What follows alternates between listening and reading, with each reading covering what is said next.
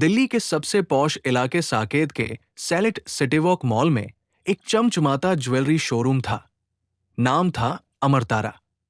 कांच की दीवारें, सोने हीरे की चमक, हल्की सीतार की धुन और हवा में महकता फ्रेंच परफ्यूम। बाहर ठंडी दिसंबर की शाम थी, लेकिन अंदर गर्माहट और रोशनी का आलम। शोरूम का मुख्य दरवाजा खुला और उसमें एक बूढ़ी औरत धीरे धीरे भीतर आई। उम्र कोई 70 के ऊपर, सिर पर पुरानी सिल्क की चुन्नी जो कभी शायद महंगी रही होगी, अब फीकी पड़ चुकी थी। साड़ी का पल्ला जगह जगह से फटा हुआ, किनारे से रेशे निकल रहे थे। पैरों में पुराने चप्पल जिनकी सोल अलग हो रही थी। हाथ में एक पुराना प्लास्टिक का थैला। चेहरा झुर्रियों से भरा, लेकिन आंखें आंखें अभी भी चमक रही थी, जैसे कोई पुराना हीरा धूल में पड़ा हो।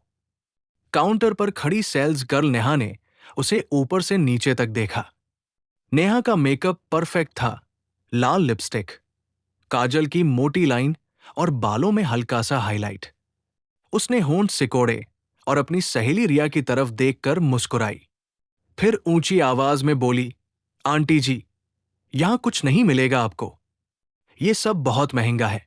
बाहर गली में दुकानें हैं, वहीं चले जाइए। उसकी आवाज में तंज साफ था। बाकी स्टाफ हंस पड़ा। एक लड़का पीछे से बोला, शायद किसी का पर्स चुराने आई है। सब हंसने लगे। बूढ़ी औरत रुक गई। उन्होंने चारों तरफ देखा, जैसे हर चेहरे को याद कर रही हों। फिर बिना एक शब्द बोले धीरे से मुड़ी और उतनी ही शांति से बाहर निकल गई। दरवाजा बंद हुआ। हवा में ठंडक लौट आई। नेहा ने कंधे उचकाए। ऐसे लोग भी आ जाते हैं, पता नहीं क्या सोचकर आते हैं। शाम 7 बजे शोरूम बंद होने का वक्त था। अचानक दरवाजा फिर खुला। इस बार भीतर आए शोरूम के मालिक राघव मेहरा। 50 के करीब उम्र, हमेशा की तरह 3 पीस सूट, कलाई में प्लेटिनम की घड़ी, चेहरे पर सख्ती। उनके साथ 2 लोग और थे, एक वकील और एक कैमरा लिए हुए। सब हैरान। राघव ने एक नजर सबको देखा और ठंडी आवाज में कहा, सब लोग लाइन में खड़े हो जाओ। अभी 10 मिनट में सारा स्टाफ लाइन में था। नेहा के हाथ कांप रहे थे। राघव ने दीवार पर लगी बड़ी स्क्रीन की तरफ इशारा किया। उस पर सीसीटीवी फुटेज चल रही थी।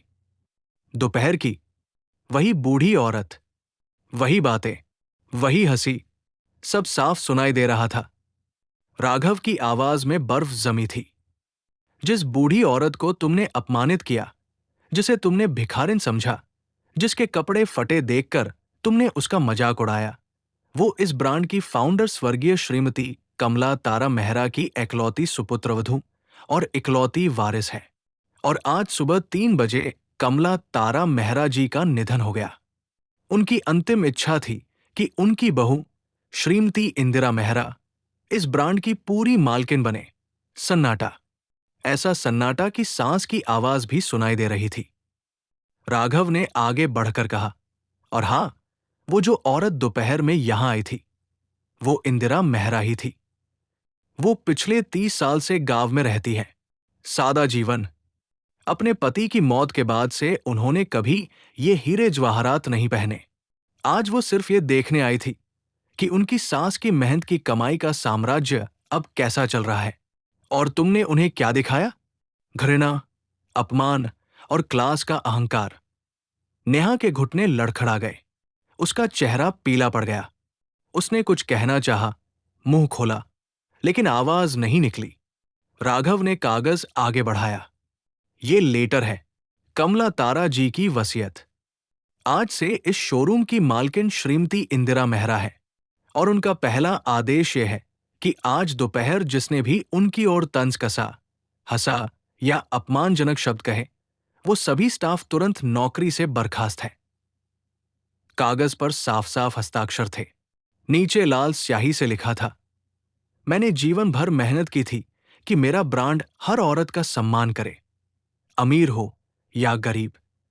जिस दिन ये भूल गए, उस दिन ये ब्रांड मर जाएगा। राघव ने वकील की तरफ इशारा किया। ये लोग आपके टर्मिनेशन लेटर लेकर आए हैं। सिक्योरिटी आपको बाहर तक छोड़ेगी। आपका सामान पैक कर दिया गया है। नेहा रोने लगी। उसने घुटनों पर गिरकर माफी मांगी। सर, मुझे नहीं पता था। मैंने मजाक में कहा था। प्लीज सर, मेरी नौकरी, मेरे पापा बीमार हैं। राघव ने उसकी तरफ देखा भी नहीं। तुम्हें पता होता तो शायद और बुरा करती। अब बहुत देर हो चुकी है। एक एक करके सबके हाथ में लिफाफा थमाया गया। सिक्योरिटी ने सबको बाहर कर दिया। मॉल की चमकदार लाइट्स में वो सब अचानक बहुत छोटे लग रहे थे। नेहा बाहर खड़ी थी, हाथ में टर्मिनेशन लेटर, आंखों में आंसू। उसने ऊपर देखा। शोरूम की बड़ी सी विंडो में अब एक नया पोस्टर लग रहा था। उस पर लिखा था, अमरतारा, जहां हर औरत रानी है। अंदर इंदिरा मेहरा चुपचाप खड़ी थी। वही फटी साड़ी, वही पुराने चप्पल, लेकिन अब उनके कंधे पर राघव ने अपनी महंगी शॉल डाल दी थी। वो शॉल जिसकी कीमत नेहा की 6 महीने की सैलरी थी। इंदिरा मेहरा ने धीरे से कहा, राघव बेटा, अब से यहां कोई भी ग्राहक, चाहे उसके कपड़े फटे हों या सूट पहना हो, उसे सम्मान मिलेगा। अगर किसी ने फिर अपमान किया तो पूरा शोरूम बंद कर दूंगी। मेरी सास ने ये ब्रांड औरतों के लिए बनाया था, अमीरों के घमंड के लिए नहीं। राघव ने सिर झुकाया।